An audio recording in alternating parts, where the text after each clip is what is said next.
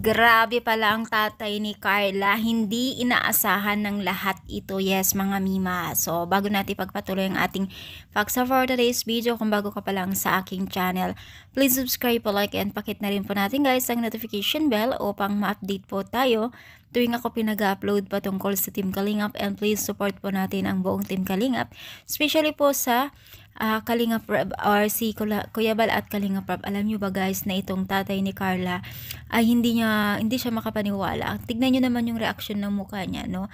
Dahil dito ay talagang animo ay lutang talaga sila nung nalaman nila itong tatay ni Carla ay bukod sa maraming nagbigay po ng pera ay meron din pong separate po sa kanya para sa kanyang lambat na worth of 26,000. Yes mga mima, sobrang swerte po ng pamilya ni Carla dahil meron at napakarami silang sponsor na patuloy na nagbibigay.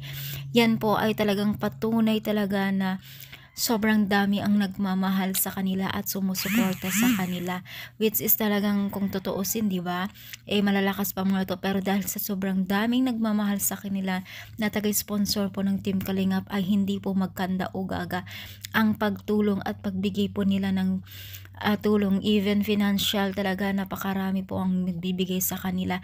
Kaya naman po masasabi ko talaga ay isa sila sa mga pinakaswerteng tinulungan ng Team Kalingap dahil hindi po nagdadalawang isip talaga ng mga sponsor na magbigay. Sana nga hindi po magbabago ang pamilya ni Carla dahil alam naman natin, no, marami talagang nagbabago pagdating sa pera, pero nangako naman po sila na nagiging down to earth pa rin sila. So ano yung masasabi? Masaya rin po ba kayo para sa kanila?